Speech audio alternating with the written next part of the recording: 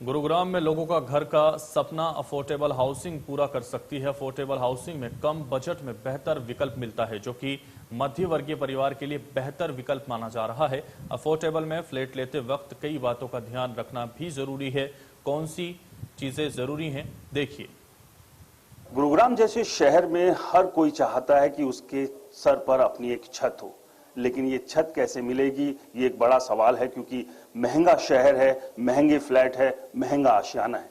लेकिन इन्हीं महंगे आशियानों के बीच अफोर्डेबल हाउसिंग पॉलिसी एक ऐसा विकल्प है जहां मध्यम वर्ग का व्यक्ति अपने लिए अपना एक घर ले सकता है। लेकिन इस सब के बीच किन किन बातों का ध्यान आप रखें जब आप अफोर्डेबल हाउसिंग में जाकर अपने लिए अपना आशियाना ले रहे हैं, तो इन तमाम मुद्दों पर चर्चा करने के लिए हमारे साथ मौजूद हैं हमारे property expert advocate Jagdish ji. उनसे बात करते हैं। जगदीश जी, अफोर्डेबल पॉलिसी एक अच्छा विकल्प आया है उन तमाम लोगों के लिए जो चाहते हैं कि उन्हें अपनी एक छत मिल जाए, लेकिन ऐसी किन बातों का ध्यान रखना जरूरी है कि जब आप अफोर्डेबल में फ्लैट लेने के लिए जा रहे हैं कि क्या करना चाहिए, क्या नहीं करना चाहिए और किन बातों का ध्यान रखना बेहद जरूरी है? देखिए, बहुत बढ़िया एक पॉलिसी है जो गवर्नमेंट ने इम्प्लीमेंट की है। 2013 में इस पॉलिसी को लॉन्च किया गया था और आगे चल के इसे प्रधानमंत्री आवास योजना से भी लिंक कर दिया गया। जो 2022 का सपना है प्रधानमंत्री का कि सभी को आवास मिले, तो उस तरफ इस पॉलिसी को बहुत ही बड़ा महत्वाकांक्षी कदम इस पॉलिसी के रूप में देखा जाता है। तो जब हम इस पॉलिसी में आप जब इन्वेस्ट करने के लिए जाते हैं, तो सबसे पहली चीज जो आपको देखनी है, क्योंकि ये किसको कैटर कर रही है ये जान लेना बहुत जरूरी है। ये उन लोगों को कैटर कर रही है जिनके लिए एक घर एक बहुत बड़ा सपना है। वो चाहते हैं तेज भागते शहर में उनका भी एक छोटा सा आशियाना हो। वो उसका सेगमेंट बड़ा छोटा है। वो नॉर्मली वो लोग हैं जो अनऑर्गेनाइज सेक्टर में इन्वेस्ट करने वाले लोग थे, जिनको सरकार ने एक बहुत बड़ा मौका दिया कि 4,000 रुपए पर स्क्वायर फीट में आप अपना एक घर ले सकते हैं गुड़गांव जैसे, फरीदाबाद और पंचकुला जैसे शहरों में। तो हरियाणा अफोर्डेबल हाउसिंग पॉलिसी बहुत बड़ा कदम है, लेकिन मैं निवेशकों से आग्रह करता हूं कि जब भी वो किसी बिल्डर के साथ में निवेश करना जाएं, ऑल्दो ये गवर्नमेंट की पॉलिसी है, गवर्नमेंट के अप्रूवल से ही वो बिल्डर इसमें भागीदार बनता है, लेकिन ये हमारी भी जिम्मेदारी है कि हम उस बिल्डर के फाइनेंशियल क्रेडेंशियल्स को जरूर देखें। बिल्डर नया तो नहीं है, एक नया आदमी आके इस बिजनेस में इन्वॉल्व है कि ये क्या कोई पुराना बिजनेस हाउस है। तो ये एक पहली प्राथमिकता लोगों की होनी चाहिए कि वो अपना पैसा जिसके साथ इन्वेस्ट कर रहे हैं वो कौन है, उसका क्या अनुभव रहा है इस क्षेत्र में।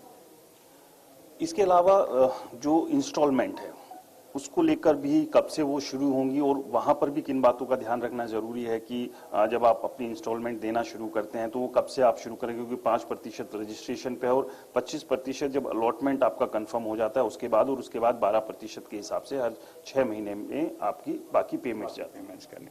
देखिए, इस पॉलिसी में सिर्फ एक जो सबसे बड़ी चीज है कि कब आपका ये इंस्टॉलमेंट्स ड्यू होते हैं। बेसिकली 5% से आप बुकिंग करते हैं और जैसे ही आपको अलॉटमेंट जब इशू होता है, जब आपका ड्रॉ में नाम आ जाएगा, तो आपसे 20% अमाउंट और लिया जाएगा, जो कि 25% हो गया। उसके बाद में आपकी इंस्टॉलमेंट्स पॉलिसी के अकॉर्डिंग्स में जब शुरू हो सकती हैं, जब बिल्डर को इन्वायरमेंटल क्लियरेंस मिल जाएगा इस प्रोजेक्ट का।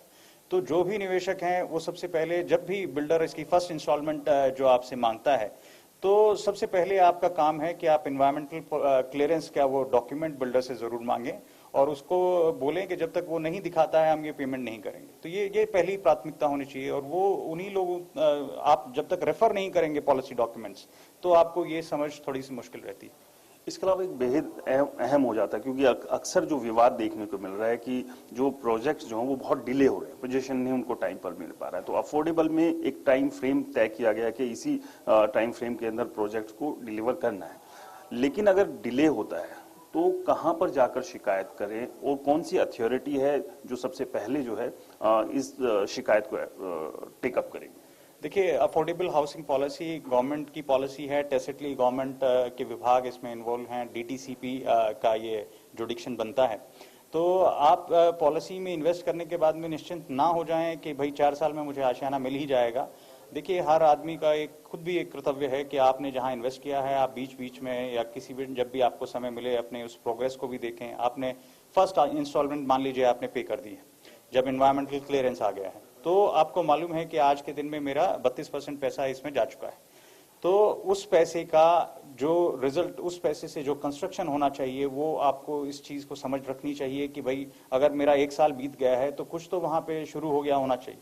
4 साल का पीरियड है, लेकिन 4 साल के पीरियड में वो आपको चौथे ही साल में जाके आप देखेंगे तो वो बात आपकी तरफ से भी गलत होती है। निवेशक को भी बीच बीच में उसे देखना चाहिए, और अगर वो उसको नहीं पाता है कि ये कंस्ट्रक्शन उस रफ्तार से नहीं हो रही है, तो डीटीसीपी ऑफिस में वो जाके उनके समक्ष अपनी शिकायतें दे सकता है, और उनका पूरा जुडिक्शन है कि वो बिल्डर से उस शिकायत के प्रारूप में वो उससे जाने कि भाई अब आपका कंस्ट्रक्शन शेड्यूल क्या है और आप कहाँ तक प्रोग्रेस कर चुके हैं। और डीटीसी भी चाहें तो उस पेमेंट को भी रुकवा सकते हैं कि अगर आप कंस्ट्रक्शन नहीं कर रहे हैं तो हम पेमेंट के लिए कोई सर्कुलर इशू कर सकते हैं, पर्टिकुलर प्रोजेक्ट के लिए भी, कि उस पेमेंट को रोका जाए, क्योंकि बिल्डर उस गति से प्रोजेक्ट की जो है प्रोग्रेस नहीं कर रहा है।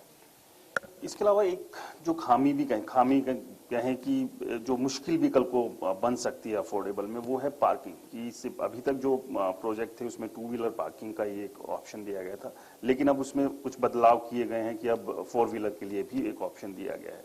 तो 4 व्हीलर पार्किंग के लिए जो चार्जेज होंगे, क्या जो आपका टोटल जो एक फ्लैट की जो कॉस्ट है उसी के अंदर रहेगा जैसे कि 2 व्हीलर में था, या वो कुछ बढ़ेगा, और बढ़ेगा तो वो पेमेंट किस हिसाब से होगी ताकि धोखा ना हो किसी के साथ? ये सर अभी जनवरी 2021 में डीटीसीपी के द्वारा एक अमेंडमेंट किया गया है पॉलिसी में, जिसमें 2021 जनवरी 2021 तक जो भी पुराने प्रोजेक्ट्स हैं अफोर्डेबल हाउसिंग पॉलिसी में जिसमें कि कंप्लीशन सर्टिफिकेट नहीं आया है, तो उन सभी प्रोजेक्ट्स पे भी ये अमेंडमेंट लागू होता है, जिसमें कि आप एक कार पार्किंग अलॉट कर सकते हैं अलॉटीज को। लेकिन जो ऑन गोइंग प्रोजेक्ट्स हैं उसमें आपको 2/3 लोगों से इसकी अनुमति भी लेनी पड़ेगी। उनसे